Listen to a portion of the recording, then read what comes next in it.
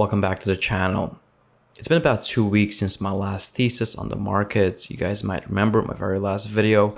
I spoke about SPX going down to around 6,700. I think the title of the video was that there was going to be a 200 point drawdown in the market.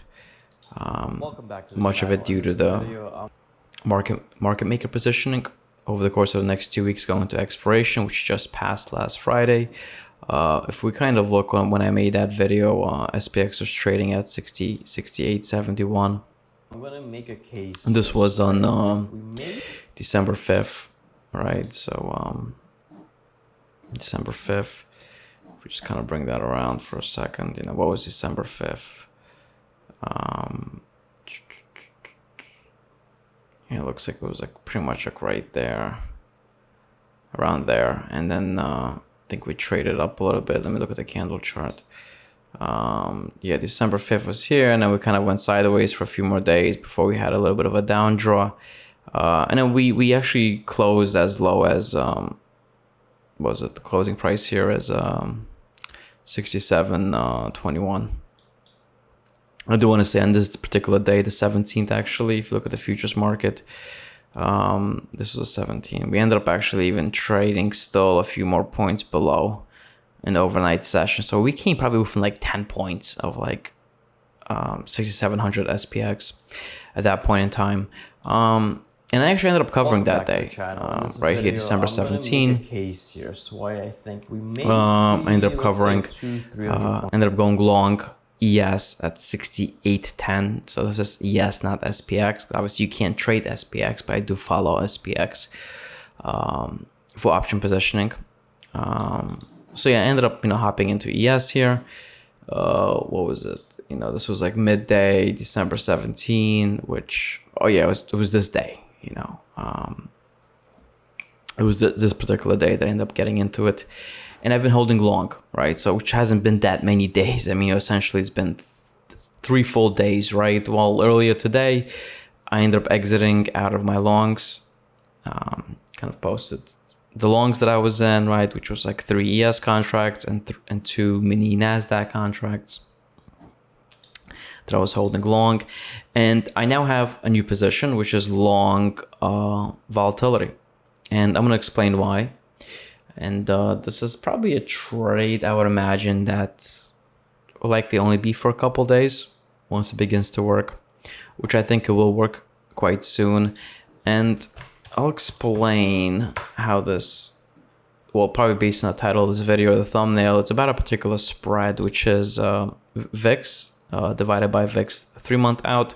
So essentially what we're looking at in this spread is when that front month is really getting killed compared to the back months. And what I've noticed is that whenever the ratio gets to about 0.8 between the two, there tends to be a little snapback with VIX. And we're going to go through the chart here for the last, let's say, 5 or 6 examples. It doesn't happen too often, by the way. So for example, right, so again, with today's close, we actually ended up closing at below 0.8. Last time we had this was actually December 11. If we look at what VIX ended up doing, so this was the close for VIX, and then VIX ended up rallying, ended up getting pushed higher over the course of a few days here. I mean, this is a closing price to closing price. I mean, this is 18% pop in VIX just a few weeks ago. Before then, here we go. We have another one. This is August 13th. So what happened on August 13th? August 13th was right here. And as we saw, right away, the trade worked 14% before VIX began getting crushed once again. Notice how even though VIX had dropped even lower the next time around, the signal is not here, likely because that 3rd month out also dropped quite severely. So there's not as much disparity between the two. Let's pull back a little bit more here. This is December 6th of last year. So yes, those are the only 2 other instances this year that we saw this ratio being hit. So if we go back to last year, in December. Now this is probably a trade that we only can hope would happen for us.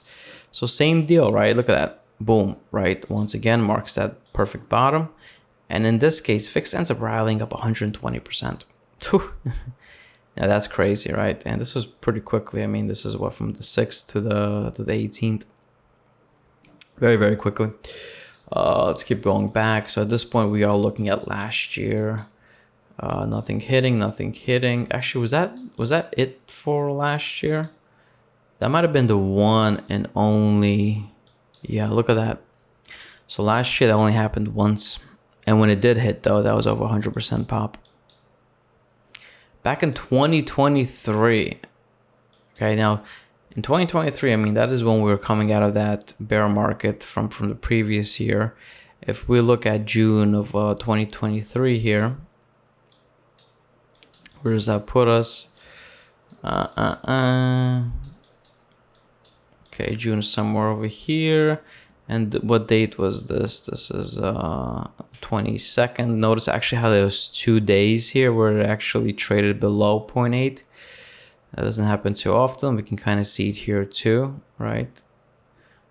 VIX kind of sitting there. And then we end up having a 42% pop right after 2 days sitting there, and that very, very quickly.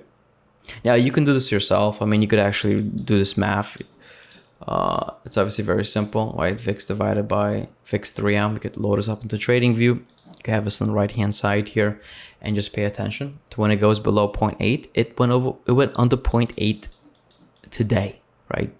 This is December 23rd. So if history can repeat here, we do expect VIX to go up. We do expect VIX to go up. Now, all of these dates that I pointed out, you could probably just also look at SPX and see what happened. Normally speaking, obviously there's an inverse relationship between VIX and SPX. So you would have expected SPX to have gone down during those time periods. So if you do want to short the markets, I guess you could play it like that. Notice that there is going to be a carrying cost if you do go long VIX. It is a futures product with a very aggressive carrying cost. To just easily see how bad that carrying cost can look like. If we look at VIX 1 here, and then actually build in what the carrying cost is, you can kind of see that just holding it over a lifetime, well, long term VIX 1, which you can't, by the way, since you do have to roll the contracts do expire here. You just continue to bleed money, right? Because again, at the end of the day, the VIX contracts have to end up at what the spot price of VIX is at expiration. So if, let's say, everything was frozen right now and I could just fast forward to the expiration of VIX 1 here, which would be when? It would be date January 13. Let's say January 13. On that day, VIX 1 will not be trading at 17. It will be trading at 14.01 because at that point it's basically trading right where spot price is. So if every passing day we kind of start narrowing the gap between the futures VIX and the spot price VIX, and that is referred to as your carrying cost. If that didn't exist, then you could kind of just hold on to your VIX position, and sooner or later it's gonna pop and you're in the money, right? Well, nothing's ever that easy. There's a carrying cost here, and the contract will continue to decay towards what the spot price is.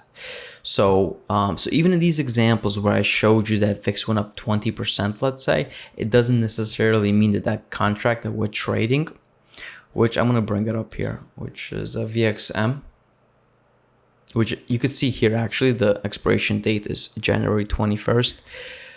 So just about a month from now.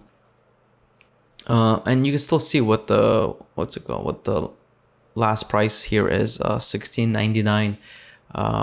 Again, that has to reach that inevitably will decay down to what VIX is trading at, and right now VIX is trading at 14.09. So again, if nothing were to happen, somehow I could just freeze everything up, or like I fast forward to January 21. That contract that I'm holding will essentially drop value down to 14.09, and that would be my loss. So you do want this to work out quickly because you are losing money on a day-to-day basis if you are in a typical contango market. Now, if we look at positioning from options, again, this was pretty much the reason why I got short a little earlier this month. Looks way better, the picture. If you do watch that video, I kind of explain how much worse it looked in that video.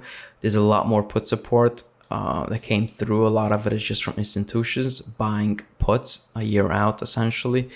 And there's even an argument to be made here. Again, if personally speaking, I didn't see that ratio between VIX hit today, I could maybe make the argument that we might have a further push up to 69.75 by year end here. Simply just from a little gamma squeeze here. So there's a lot of calls here bought by customers, but in a low volatility environment, we could just kind of keep pushing it forward. But it's tough when we've seen VIX get smacked so hard already. There's only so much crushing you can do over such a small time period, because we did see some fairly significant crushing here the last 3 days. I mean, look at this. This is the lowest VIX value in all of this year. And then, to be honest, even for the January expiration here, where is it? So this is for, okay, 3rd week of January. This is beginning to look like a bullish picture. Again, I've kind of spoken about this in my previous video. Make sure you watch that. We normally want to be seeing kind of like a smiley face, which is normally coming from, market makers being short puts. And because customers are buying puts, and then market makers being long calls because customers are selling, let's say, covered calls, which means that the market makers are long those calls, and that's usually a positive environment for the stock market as volatility starts to drop, because naturally there will be an upwards drift from the market makers, and we're slowly beginning to form it here. So from what I can tell is that if we do get this VIX pop over the course of the next week, let's say before New Year's, there is an argument to be made here that it is a dip to be buying, because we are going to be having a supportive structure going into the monthly expiration. But that's going to be for another video when it does happen.